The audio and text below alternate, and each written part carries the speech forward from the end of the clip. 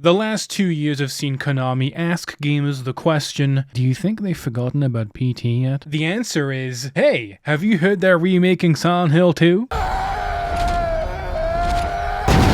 Remakes are weird, especially video game remakes, because they actually make a strange kind of sense to exist. As much as people like me on this platform like to make a point about keeping old games safe and playable, most companies don't really seem to care all that much. Whether that's due to commercial reasons, a lack of awareness of how beloved these old titles are, or a bunch of other lines of red tape that block the way, there's also a lot of technical reasons for why older games aren't playable on new hardware as technology evolves and consoles change to suit new needs. Companies may also not see much of a reason to have new consoles still be able to play old games, because that may simply not be in their prerogative to do. Backwards compatibility is the dream that actually was a reality for a little while, but the sad fact of the matter is that I don't think we'll ever see something like that happen again on a broader scale, but I'd love to be wrong. This has led to a bit of a weird moment in video games, as we've all seen, where remakes are kind of the big hot thing at the minute. So of course Konami would use this opportunity to take a crack at remaking their own legacy titles and try to score a couple wins for the first time in a decade. A strategy that could be seen as desperation to win back fans, and it is. There's no denying that, but within all of this is the potential for some cool video games, and I like cool video games. Today is something that I would like to call the trial of Konami's remake project. We have two very different takes on what a remake could be. One that remixes the experience while keeping the core bones of it alive, and another that offers the same beat-for-beat playthrough while attempting to update the visuals and gameplay to a modern standard. Two styles of remake with different goals in mind and differing levels of expectation placed on them. We've got a duo of remakes that ask us to pay astronomical amounts of money for games that I have personally played and owned in many different ways. So let's see if it worked. What a thrill, with darkness and silence through the night. Alright, so how do I feel about the Silent Hill 2 remake? Yeah, it's pretty alright. It's pretty alright, I think. It's okay. It's okay. I think almost everyone had the expectation that Bloober Team might struggle to win people over with this, and trust me, they still haven't won some people over at all. But I respect its approach to doing a remake of Silent Hill 2. This is a project that could have easily crumbled under the weight of its importance and been reduced to being yet another way you probably shouldn't play Silent Hill 2. However, Bloober did the very smart thing and mixed things around and added stuff enough to make the remake stand on its own 2 feet, I would say. Now, the thing about talking about Silent Hill 2 on the internet is that doing so can be very annoying. This is one of those games that gets certain kinds of people riled up sometimes, and if you feel like I'm talking to you right now, no, there's no way. There's no way. Don't worry about that. Don't worry. My goal with talking about Silent Hill 2 is to really try to not be one of those guys and try to have a fun, critical conversation about the Silent Hill 2 remake. I don't care if you hate it. I don't care if you love it. All I care about is getting this video done so I can play some more Kirby. Obviously, I wanted the remake to at least make me feel happy isn't the right word, I guess, but you know, yeah, it did. It did. Mission accomplished. I felt pretty happy with the Silent Hill 2 remake. Honestly, the best thing this remake managed to do is reopen the conversation around Silent Hill 2 in quite an intriguing way, as I'll go through in the next 23 minutes. There's also the funny info we have regarding discussions over how different the remake should be to its original counterpart. Motoi Okamoto had an interview with VGC where he indicated that there were differences in approach. Akira Yamaoka and Masahiro Ito were all for changing certain things, while Bloober Team would push back and not want to change much of anything about the remake. And I think the desire for change is good. I'm glad that Yamaoka and Ito wanted to actually change things up and see what the end piece would look like. It's kind of the whole point of a remake to me, and it's why I'm a fan of remakes that do decide to change a ton of stuff around. But disappointingly, what we've got with the Silent Hill 2 remake is a mostly identical experience with some bones swapped out here and there, and a pretty massive shift in gameplay style. And after putting a lot of time into both the remake and the original game over the last year, I can safely say I wish Bloober changed more. In its current iteration, the Silent Hill 2 remake reads like a fan project that really didn't want to change anything at all in order to make people happy. And that's basically what it is exactly. Yeah, but that's kind of a problem, isn't it? We can't just have remakes of games that only exist to make a made-up person happy over their perceived nostalgia for a thing. Where's the creativity? Where's the risk? How can this industry continue to tell interesting stories and create interesting gameplay when the overwhelming urge to regurgitate rears its head? No matter how positive I feel about the Silent Hill 2 remake, I'll always be a little disappointed that it didn't do more to stand on its own 2 feet. If it were even more different to the original game, it would have more of a reason to stand next to it side by side. The Silent Hill 2 remake has a ballooned playtime of 15 plus hours, almost 3 times the length of an average playthrough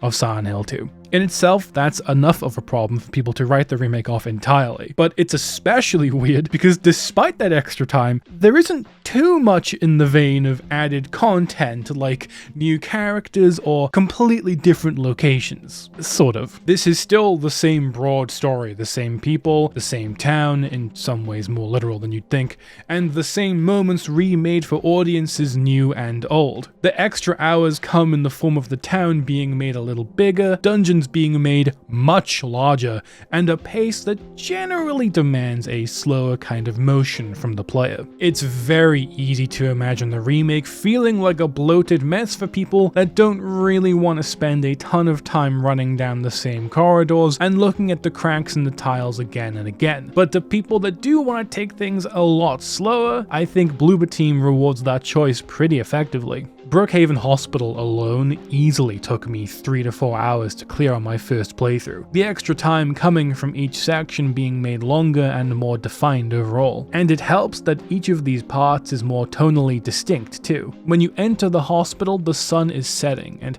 letting in this warm golden light down the corridors, but the feeling of the coming darkness is very much present. Maria helps to keep things light though, even when you're exploring the spooky basement. But then when you go up to the second floor and part with Maria, nighttime comes and warps the hospital into a pitch black space. Suddenly you're alone, and you feel that with every step you take. Changing up the hospital like this is very welcome because I love reinterpretation like this. I want to see how these areas would look with different design intents in mind, and how those changes coincide with the mood that Silent Hill 2 Remake wants to impart. Loneliness, isolation, abandonment, and pain are etched into the fibers of Silent Hill 2, and the remake lays them out in a slightly different way that's still very effective.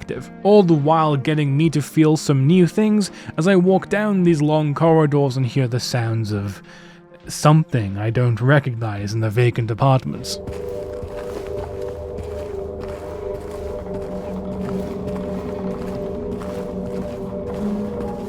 There are changes here that I think are demonstrably worse, though. The intro not starting with you controlling James in the bathroom is a big no-no. Walking around this tiny stinky toilet is unironically one of the most important moments in the entire game. Hell, in gaming history. And sure, you can still go back in there in the remake, but it's just not the same. There's plenty of other stuff too that I'll get to in a little bit. The design of the town here reminds me of how The Evil Within 2 handled things in this regard. There are plenty of optional buildings to enter to find supplies or cool details to chew on. In fact, right at the start you have the flower store, which gives you a nice optional area to wander around in. And this is a place I didn't even realize existed in the original game, even though I've walked past it dozens of times, so that was a very cool thing to notice. South Vale has undergone quite a lot of changes to suit the remake's new direction through the streets. For example, the first encounter with a lying figure doesn't take place in an underpass now. It instead occurs in a building further into the eastern side of East South Vale. You can also see the door that wakes in darkness from the original game is still present, but unused since James comes back through this area from a slightly different direction later on. Neely's bar being a more prominent location and actually resembling a bar is pretty cool. But we also have Gonzalez Restaurant, Texan Cafe, and Happy Burger as explorable interiors too. Plus, there's brand new places to visit like the Saul Street Apartments, which give us our first taste of the kind of ambience we'll find in Woodside Apartments. The remake does also have new endings that I quite like, which add some fun discussions to be had, but with how long it takes to clear the Silent Hill 2 remake, it's fair to feel that we are stretching things a little beyond their means at times. Frankly though, I kind of like the playtime here since those extra hours are used pretty effectively for me. The set design of South Vale is nice to look at, and spending some extra time soaking it all in is kind of nice. Even on repeat playthroughs, I take things slow because the additions that Bloober made to all the areas, rooms, and streets really do feel cool. Also, smashing windows is fun. One aspect that needs as much attention as possible in the Silent Hill 2 remake is the sound design. A part of Silent Hill 2 that, I think many would agree, was nearly impossible to replicate. The sounds of Silent Hill 2, from the monsters to the radio to the way the music will frantically ramp up in some rooms while in others silence will fill the halls instead, is magical. Mainly because it was all so immersive and often unpredictable as a soundscape. It was hard to know when the game would throw a noise to frighten you in an off-guard moment, like crying in a hallway, whispering in a room, or one of my favorite moments, Mary saying James's name if he tries to open the locked door to the 3rd floor of the hotel.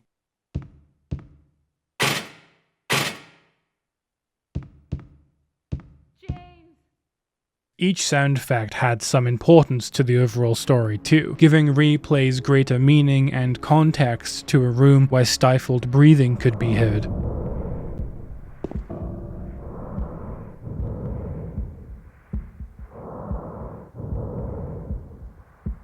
The death of Mary follows James throughout the game, the guilt suffocating him as he drags himself to the truth. But my favorite audio-based moment by far is in the prison, where you approach one of 2 cells and hear someone, not something like a monster, but a person in a distorted voice saying ritual over and over.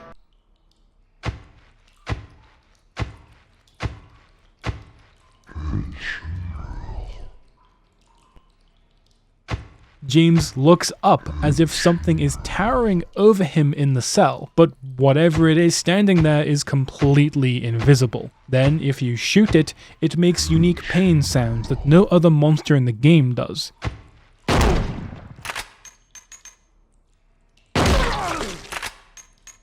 It just sounds like a man in pain, and this is never explained nor dwelled on by the game whatsoever. So how would a remake even begin to approach creating a soundscape that could match any of this? How the hell could anyone or any team come anywhere close to capturing the same sort of feeling? Well, the answer is that the Silent Hill 2 remake wisely decides to try some different stuff. Don't get me wrong, the essence of Silent Hill 2's soundscape is still here, with some sound effects and monster sounds being borrowed nearly one-to-one. But there's an evolution to the sounds too. The remake decides to create more of a sweeping atmosphere that more delicately swings between frantic fights and serene disquiet.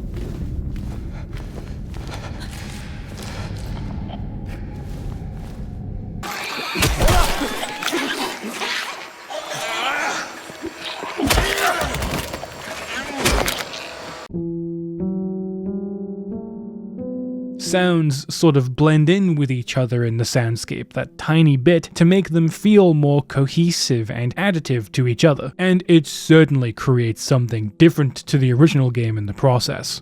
To me, it feels like these sounds are sort of like rewards for paying attention to parts of the environment here and there, be it the light flickering on and off to the footsteps of a nurse coming around a corner. One of my favorites is the tunnel right at the start of the game. If you press the camera right up against the tunnel, you can hear all sorts of sounds echoing from that void.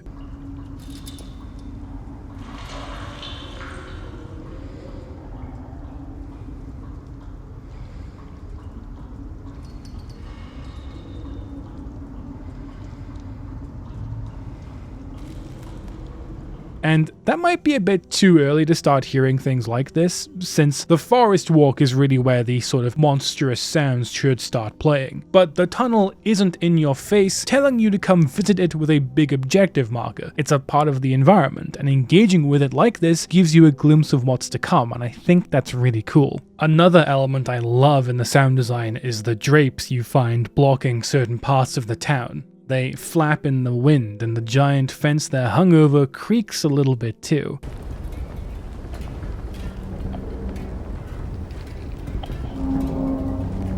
There's a delicate feeling to it, but a sort of rawness too, as the flaps of the sheets bite the wind. A breeze also hits James sometimes and gives life to the air around you, creating a little bit of motion, all the while still playing that grinding sound every now and then, just like the original game, as you walk the streets. There's a lot more noise in the noise, basically, and that does wonders for giving the town a sense of life, as weird as that is to say. And this is very different to the sort of stagnant air that the original game puts forth. Quiet and stillness was used a fair bit in the original, as opposed to the ever-changing soundscape that moves like water in the remake. But it really does work well, I think. I think both interpretations work pretty brilliantly. Bloober also approached the radio in a slightly different way. Now there's almost a choking sound that plays when an enemy is nearby, which turns into the classic static as combat begins.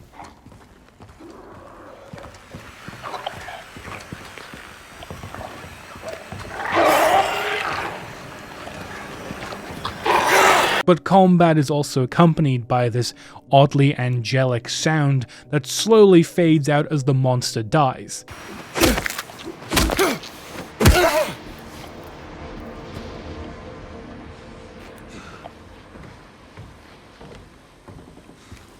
All of these little moments in combat make each encounter feel a little more meaningful, as James stomps the monster to make sure they're down for good, and all you're left with in the soundscape is just his violent gasps as all of the other sounds die down. Without the sound design being so different and cool in its own right, I don't think the Silent Hill 2 remake would stand a chance at being as immersive as the original game. And when I talk about preferring change over keeping things the exact same, this is why. The remake uses sound so well to differentiate its mood while still keeping it in step appropriately. But now's the time when I want to get into things that are more problematic for my enjoyment of the remake. We have a problem in the survival horror space at the moment, and it's been a problem for a very long time now, and I don't blame anyone or anything in particular for this. It's kind of a wider industry problem. It's also not the fault of the game I'm about to name, a game I love, a game that's very important, but I think Resident Evil 4 might have ruined video games. Nearly every single survival horror game of the last 20 years or so has had the same camera angle, the same basic gameplay, and the same kind of game feel. Over-the-shoulder aiming has been a blight in some ways when it comes to horror games, and it's never really going to go away now. It's a real shame, because the fixed camera approach of the early to mid-2000s in horror games is so cool, it works so well, and it is a timeless approach. I don't care if tank controls are still in contention. They're good, they work, just be better at using them. From now until the end of time, we will be getting this angle. And I just think that's a shame, mainly because the over-the-shoulder camera necessitates a certain kind of gameplay style, one that's almost always rooted in aggression and helping the player be expressly good at combat by giving them clear sightlines of what's in front of them at all times. This might just be me, but I don't necessarily think that a horror game should be helping you be better at the game in this sense. Surely it's more frightening and harder to struggle at getting a good look at a new monster or creature you've never seen before. So I'll use this moment to say thank God for smaller budget and indie horror games keeping weirder horror traditions alive. I love you so much. My point here is that the problems that I have with Silent Hill 2 Remake's gameplay is more of an issue I have with the wider video game landscape. It feels rarer and rarer to have a mainstream game that spins things in its own wacky and weird way. Big budget games don't want to scare people into experiencing things they aren't used to, and that's a bit of a problem, especially for horror games. Anyway, I actually quite like how Silent Hill 2 Remake plays. I know I just complained a lot, but it wouldn't be a long-form YouTube video without some whinging, as we all know. We've got combat that feels really punchy here in a way that still feels quite messy at times, like it should. It's pretty easy to whiff melee attacks if you aren't close enough. The dodge works most of the time, except for the moments that matter most in the best way possible, and there's a real weight to James's movement, I'd say. The handgun has a heft to it with every shot you take, but it still takes quite a few shots to put some enemies down, creating some fun moments where you put a few rounds into an enemy but are then forced to dodge out the way as it tries to get you, then leaving you scrambling around the place as you try to avoid other enemies and find a new angle to get some shots in. There's some nuance too, like enemies reacting to getting shot in the legs, which leaves them open for a melee attack, followed by James savagely beating them and stomping on them until they're dead. Headshots and shotgun blasts will also sometimes send enemies back flying, which gives these weapons a real oomph I didn't expect to find. All in all, the weapons have a great sense of feedback, which is astounding considering the original kinda didn't have that, but also it did. I think people are too harsh on Silent Hill 2's combat. I do not agree that the original game has bad combat, because I've played games with far, far, far worse, and if you listen to how guns sound and actually take the time to feel out the ebb and flow of melee combat, I think most people would agree with me. Silent Hill 2 is stiff, though, and if you are punished for striking too early or too late, which compounds the issue that people have. But I'm glad the remake actually still keeps the soul of the combat alive for the most part, because it'd be real easy to give James light attack combo strings with which time parries, and I don't think anyone really wants that. Well, it would be pretty cool though, I'm just saying. It was very smart of Bloober to make the melee attack its own button as opposed to being a different weapon you'd have to equip. On the one hand, it does remove a certain level of tension that comes from swapping weapons that a situation calls for. It can be good to make the player fumble through a menu or having to account for an animation of a character swapping weapons but being vulnerable for the length of the animation, mainly to create a layer of tension that comes from wandering into an encounter unprepared in one way or another. But giving the melee attack a home on one button makes this a pretty smooth experience in the sense that you aren't getting taken out of situations by being forced to cycle through a menu. If there was ever an issue with the construction of some games in the PS2 era, it was that you'd often have to stop everything you were doing to do something in a menu and then continue the game. Lots of stop and starting, which does get annoying after a little while. Oddly enough, this is also something that the MGS3 remake fixes, but we'll get into that later on. Healing, weapon swapping, and both forms of attacking are bound to actions in the core control scheme.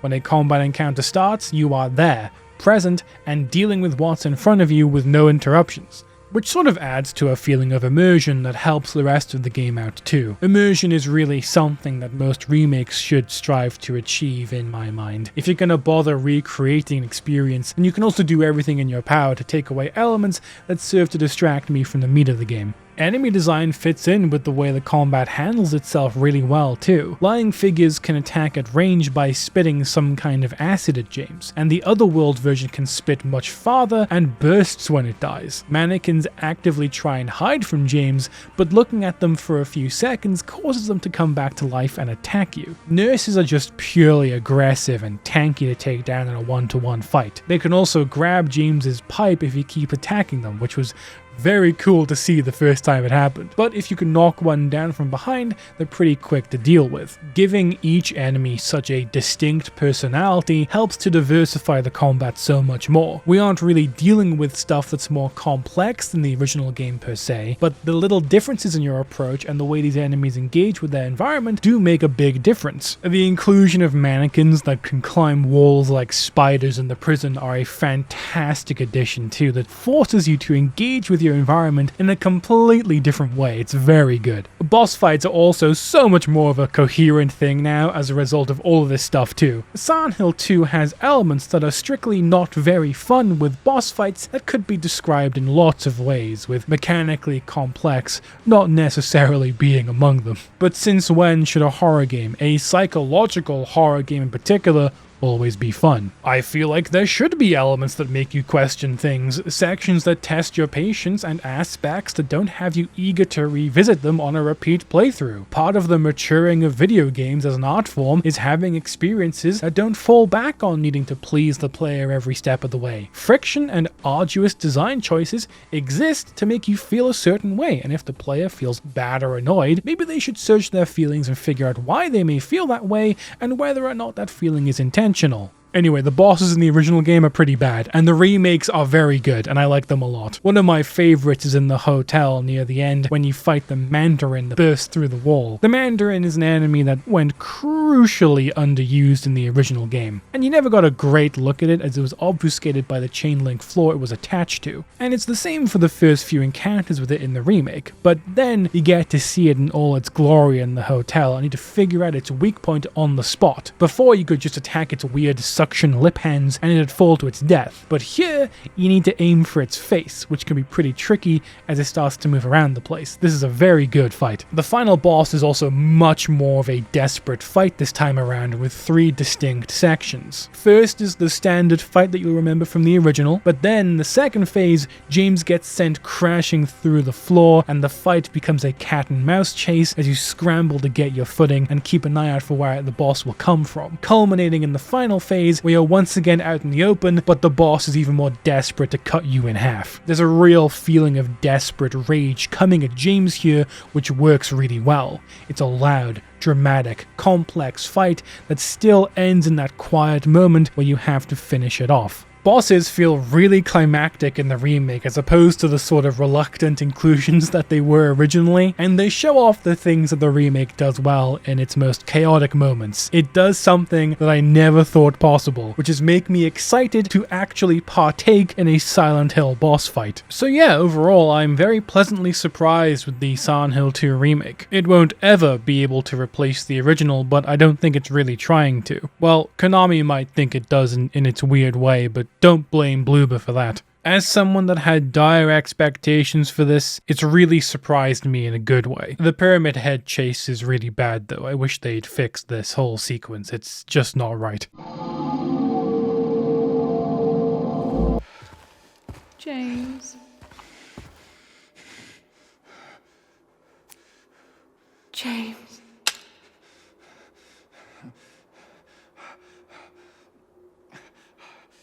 James.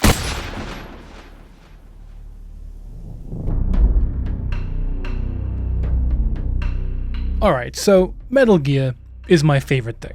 Of all the things, I love Metal Gear the most, which means I was pretty sad about how things went with Kojima, Konami, and everything to do with the series. I was at peace with how things ended, though, since a couple years ago, and I do think that some things can come to an end and stay ended, especially since narratively Metal Gear ended in a pretty nice place, with MGS4 and Peace Walker and MGS5 do a lot to further develop Big Boss in a fun way too. So I was good, I was happy, I had moved on, I didn't need Metal Gear anymore. I went from replaying MGS2 once a week to once a month, but then it happened.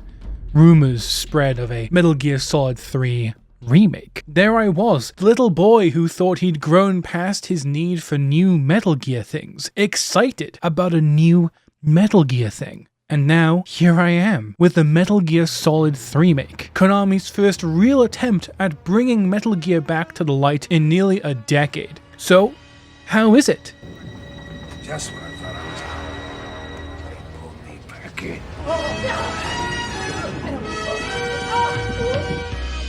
Metal Gear Solid Delta is pretty tasty. Yep, I like Delta a lot for a lot of reasons. It's not perfect, blah blah blah, but in terms of it being an updated form of Snake Eater that plays well, looks well sometimes, and gives me the Metal Gear goosebumps, I'd say it succeeds in the areas that matter most. But because it decides to be such a one-to-one remake, it's hard to talk about Delta without it devolving into pointing at everything you remember and saying, look, it's shiny now! And I'll just get the brunt of the complaining out the way now. As someone that, as I've stated, likes change, like I established earlier on in this video, I am disappointed about how much of Delta is just the exact same game. I don't think it's able to stand on its own as its own thing as a result of this. Sure, there are improvements here in the gameplay, if that's what you're after, but if you're someone that thinks MGS3 already plays perfectly, then what is this remake supposed to do for you? There's next to no difference in substance between Delta and the original game. Besides the new Secret Theater cutscenes anyway, those are very good. They are very good. On the other hand, if you're someone that could never get to grips with MGS3, and if it was because of the gameplay, you've got an alternate option now, and I think that's pretty good. I understand that there's an audience out there for exactly what Delta is, but in a landscape that feels like it's getting a little too comfortable with recycling ideas without much in the way of interesting change, I struggle to have as much to say about it. When Delta was initially announced, I hoped that it was going to be a sneaky, soft reboot for the Metal Gear series, maybe taking us off into a wildly different direction by the end, while keeping the hallmark moments of Snake Eater mostly the same, or perhaps throwing a curveball at the very end in a post-credit scene that might indicate a pretty big diversion from what we expected. This was never going to happen, but in my mind, a Final Fantasy VII Remake kind of approach that lets the developers have a little more freedom in designing the game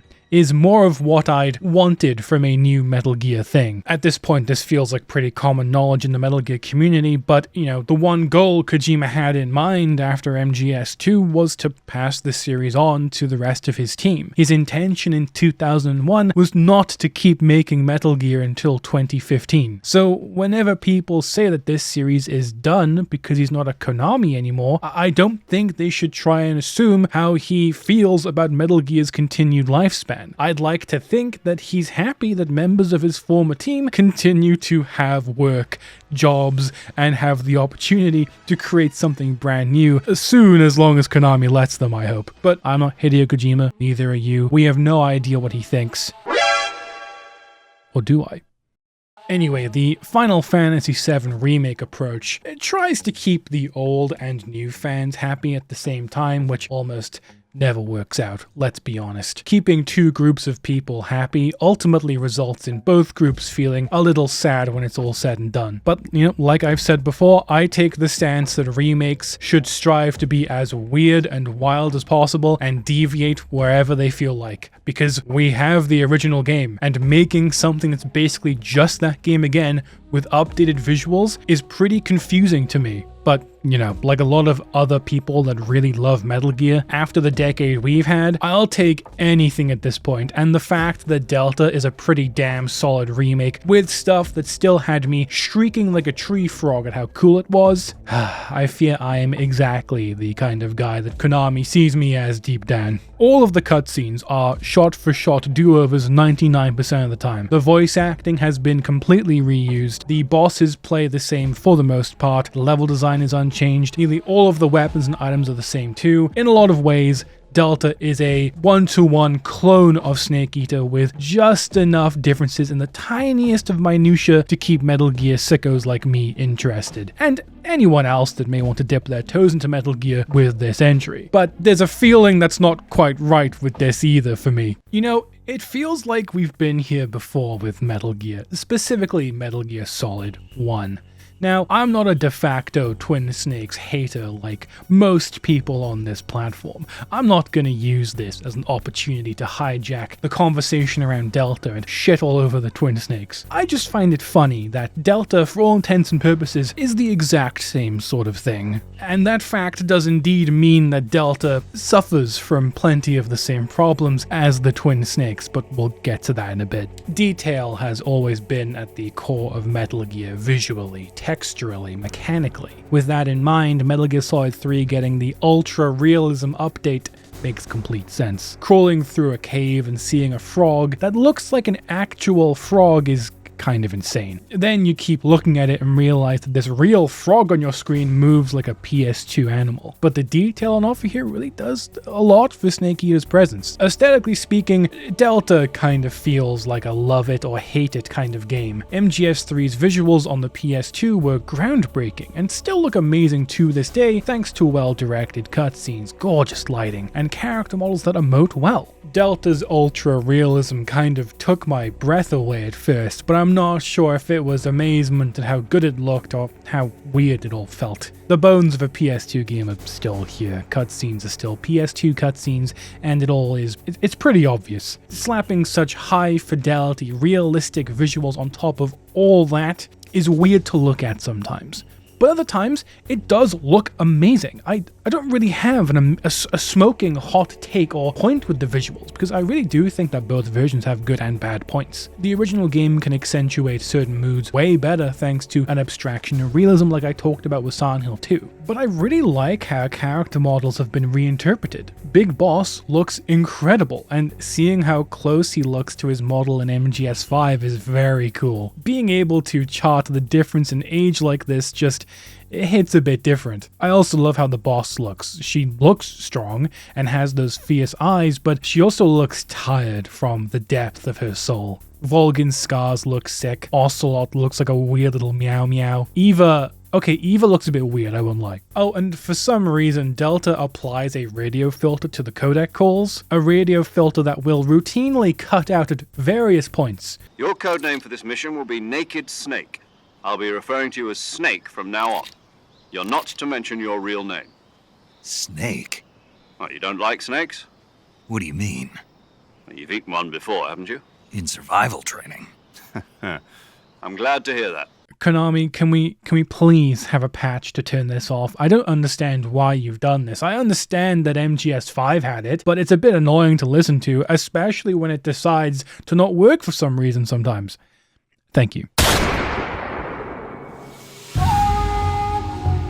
Delta has all the rules and logic of Snake Eater in the sense that you crawl along the ground and swap out camo depending on the terrain for a higher rating, all while foraging for food to maintain your stamina meter. You will also have to avoid traps in certain areas and navigate certain obstacles like lakes and streams and electric fences. Snake can pretty easily stand up to an alert phase, but on harder difficulties you'll want to avoid these to save your health and supplies for boss fights. As far as remakes go, Delta does basically nothing to change the ebb and flow of Snake Eater's experience, but changes do come in the form of how these same things feel to play. For all intents and purposes, Delta feels like a mod conversion of Metal Gear Solid 5.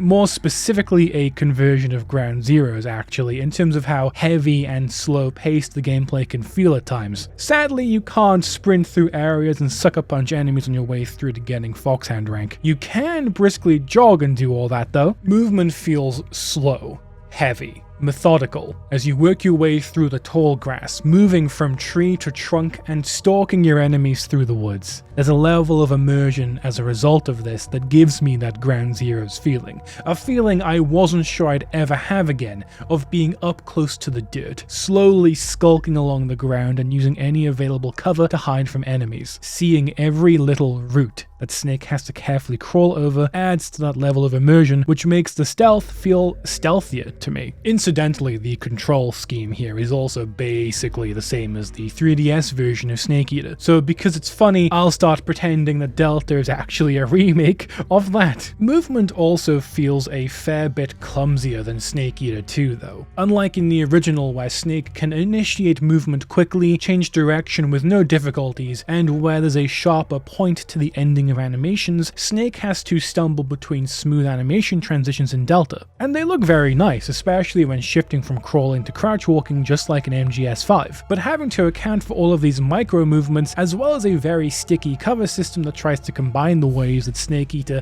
and MGS5 handled hiding behind walls, you get something that feels a little awkward to control at times. And because I love pulling things out of my asshole, there's a discussion to be had whether that awkwardness actually adds to the level of immersion you get in a stealth game like this. If Snake was a complete bumbling fool, tripping over every step, then yeah, that'd be a little too much. But standing up from crawling being this slower animation makes it sometimes tricky to immediately transition back to a crawl. But instead of this feeling more annoying, it ends up making these decisions feel a lot more important. I'm incentivized to stay still for longer periods of time, since I'm not sure if I'll be able to immediately jump up and slam an enemy to the ground in time before the alert phase starts. And I can't guarantee that it isn't safer to just remain in the crawling position for most of my time in the jungle, rather than crouch walking or running around. The higher fidelity and the much busier jungle environments creates much noisier visuals on the screen, and this makes it much harder to see enemies based on eyesight alone. So it feels a lot riskier to move in standing or crouched positions when you aren't 100% sure of where enemies will be. Stealth games live and die by their ability to immerse you in the rules of the world. You don't want to get spotted and you need to avoid combat. But where other stealth games make combat extremely difficult, finicky, or just kind of annoying to incentivize you to stay hidden, Metal Gear has always been a bit different. Combat in these games isn't really that difficult. Enemies aren't too tricky to kill, especially in Snake Eater with a shotgun that can send enemies flying down the hallway. So why should a player not just run around shooting everyone they see and constantly triggering an alert phase? Well, Metal Gear doesn't really try to deter you much in that regard, on the easier difficulties anyway. If you want to play the game like that, you can, and MGS3 even rewards you taking injuries by increasing Snake's health every time you heal from a wound. But the way that MGS3, like other Metal Gear games, gets you wanting to avoid combat is through the satisfaction of the stealth itself. By keeping up the camouflage rating across different terrain, you can watch as enemies pass right by you without so much as sniffing your presence. Crawling along the ground may be slower than running or walking, but knowing that it's keeping Snake hidden like this makes it feel like a nice and safe maneuver. Delta maintains how cool this all feels, with an increased level of fidelity, making these little moments feel a lot tenser as you can feel Snake blend into his environment as soldiers pass you by. Delta's visuals work really well when they impact the way that gameplay feels, in the exact same way that the thick sheet of rain made Camp Omega feel like this dark and damp, stealthy location to explore in Ground Zeroes. The jungles in Snake Eater feel similarly dense in Delta. The cure system has been aesthetically expanded in Delta in a truly genius way too. When you take a serious injury, the wound is reflected where you took the hit. So a knife slash to the arm will show up as a scar on Snake's body, or as a tear on the camouflage you wore as you took the injury. Burn marks and gunshot wounds appear too, and all of these can show up on Snake's face as well. On my first playthrough, Snake was only a few scars away from looking like Venom. Dirt and little scuffs cling to all the outfits you wear, which made my tiger stripe camo look absolutely ruined by the end. I've always thought that Snake Eater was one of the tougher missions in the series, and having the outfits reflect these injuries and dirt like this really hits that home. Again, this is the kind of detail that Delta has the opportunity to add to Snake Eater, and these sorts of additions are brilliant. Once again though, as a remake, I feel like there's some missed opportunities for the cure system. I feel like it'd be cool if damage done to areas of Snake's body actually impacted him in some way. Wounds to his legs could slow him down, arm wounds could make it much harder to aim, head wounds could cause more damage or maybe add some kind of dazed effects momentarily. Wounds as they are in MGS3 feel like a pretty inconsequential system since you can just let them heal on their own most of the time. The visual additions that Delta adds are so cool, I just also think it could have been really neat if injuries was something I'd actually want to avoid systematically. Aiming and shooting is done just like in MGS5 too, with the Mark 22 trank gun even having the same sort of drop-off that Ground Zeroes introduced. And this is by far my favorite addition that Delta makes to the gameplay. It adds an extra level of skill needed to use the trank gun that actually forces you to have a different approach. There's the trade-off now between it and the M1911, where you can have a much easier shot but end up killing an enemy, or work a little harder and spare their life. As you've noticed by now, we've also got MGS5's third-person aiming, which is nice to use for emergencies, but I found myself relying on first-person whenever a serious shot was needed. I could also swear that guns were way less accurate in third-person mode, which would make a certain amount of sense. Shooting feels great though, especially with guns like the Mark 22 when you manage to land that perfect headshot. Tactical reloading is back too, which is great because it wouldn't be Metal Gear Solid 3 if I couldn't spam trank rounds into the Fury. It's not as fast as it used to be sadly though, which takes the comedy out of spamming RPG rounds 100 times a minute. Of all of the things that have been revamped though, my favorite is the CQC. All the animations have been redone to make CQC look a lot more impactful and complex. The techniques actually look like they would beat the absolute shit out of an enemy this time. They're also much longer animations though, and throughout them you will still take damage, so performing CQC slams in combat isn't really a good idea anymore. Big Boss didn't learn how to throw 15 guys at once yet. That's something he figured out 10 years later in Peace Walker. These CQC changes apply to Volgin and the boss's boss fights now too, where brand new CQC counter animations have been made, and they are so incredibly cool to watch and execute. I absolutely love the mastery on display between Snake and the boss in their encounter, and it makes for a really cool narrative moment too. All throughout the story, the boss has been able to beat Snake at CQC again and again. But in this final battle together, he finds a way to overcome and beat his mentor once and for all, and he does it in fucking style too. I feel like I have to touch on Legacy Style 2, which is an alternate control scheme you can choose when you start the game up. This brings back the old main menu, some of the original poster models, and attempts to make the game feel more like the original Snake Eater. I'll keep this nice and short. I don't like it.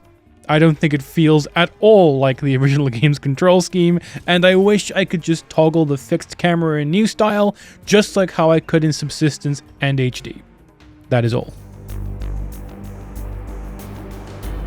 Alright, I've been positive for long enough. Delta's level design has not changed 1 inch from MGS3's. Everything is exactly like you remember it, for better and for cursed. In 2005, when Subsistence was released, we took levels built for fixed camera angles and strapped a 3D camera to it. It felt like a natural extension of the game, and I think a lot of people might still not know that Snake Eater originally had a fixed camera angle. That's how good it felt. But now we are taking levels that have already undergone a massive change in perspective with the 3D camera, and we are now forcing them to work with a control scheme that was created a decade later. As I've said already, Delta plays very well. This isn't a burning hot knife plunged into the game as I try and show you why it's secretly dog shit. I like Delta a lot. My point with this though is that we have really stretched what Snake Eater is very thinly now, and instead of using the opportunity of a remake, which has very worthwhile improvements and nice looking fidelity, to forge something new with new levels, we've just done the old thing again. The old thing that I've already played for so many hours. I already know where every enemy is, where every trap is. I've played all of this before so many times. And yes, this is when I talk about the Twin Snakes. Something that always happens whenever the Twin Snakes is discussed online is how the gameplay additions from MGS2, first-person aiming, shooting out cameras, hanging on railings, destroys the level design by letting you circumvent its obstacles and slice through its areas like butter. This only really affects the Tang Hanger in any extreme way, but this is still quite a big talking point for the game. Delta does not suffer from this problem, because effectively, everything you can do in Delta you can basically do in MGS3 except crouch walking. That's great, that's wonderful, but it exposes the same kind of issue. The problem with the Twin Snakes is more so that there was not any new obstacles that took advantage of the updated mechanics. Any new solution provided by the added mechanics were very boring to do since it was very easy. The smelter chamber is actually a good example of utilizing new mechanics, since you can drop down to the 2 wires below the main platform as an alternate way of getting past the guards. This is very cool and not immediately obvious if you don't experiment with hanging. The same thing goes for the extra solution to warming up the PAL key with the steam pipes in Rex's hangar. If there were even more additions and changes like this, the Twin Snakes would have been far more interesting. But these two differences I just mentioned are far more different to anything new that Delta adds to Snake Eater's level design. This isn't me saying that the Twin Snakes is a more successful remake than Delta. What I am saying is that I think the few additions and changes that it makes are more interesting than Delta's complete lack of change when it comes to the level design. This could have been a remake that takes MGS5's gameplay and offers us brand new levels to mess around in, utilizing the cool guard types that we only ever get to see once, like the flamethrower guards on the mountain that are only in this one area, and if you're fast enough, you might never even see them. Trip me up, game. Trip me up with new guard locations, or guards that use camouflage of the forest like Snake can. At the very least, I wish there was some kind of difficulty option that gave me a remixed challenge to genuinely surprise people like me and give Delta tons more replay value. As much as I like the end product, and it'll for sure be in my rotation for playing the games every so often, I really dislike the lack of ambition or risk-taking that Delta undergoes. The sentiment that if Snake Eater was going to be remade, it should follow the game so painfully closely is one that is sort of why remakes are so loathed by some people to begin with. It just feels so stagnant to talk about, which is why I don't really have that much to say about Delta overall. And that kind of puts me in a weird place in trying to end this video. I feel like there really isn't that much to say when all is said and done about the Silent Hill 2 remake and Metal Gear Solid Delta. Sure, I think they both succeeded in bringing people back to their respective franchises, but where does that lead us? I don't think there's a concrete plan for Metal Gear yet, and I think that Silent Hill's identity still lies strongest with its initial Team Silent developed entries. The main emotion I'm left with at the end of all of this is quite a weird feeling of emptiness. How many more times am I going to see games I love and still replay fairly often spat back out in an attempt to reassure people that video games like this can be made again? I still think I like the idea of what a remake could be. I just don't think we see true creative spirit unleashed at the idea. Remakes almost always feel like an act to appeal to an audience that doesn't really exist anymore, as opposed to a creative team expressly wanting to revisit an old work and see what else there is to poke and prod at. Ideally, I think this process should be a pretty cathartic one for everyone involved, but in practice, I think it's pretty easy to be cynical at the concept. I only hope this doesn't just breed an endless cycle of remaking things so that I'm not back here in 2 to 3 years' time talking about the same exact things. There's no way that'll happen though, right?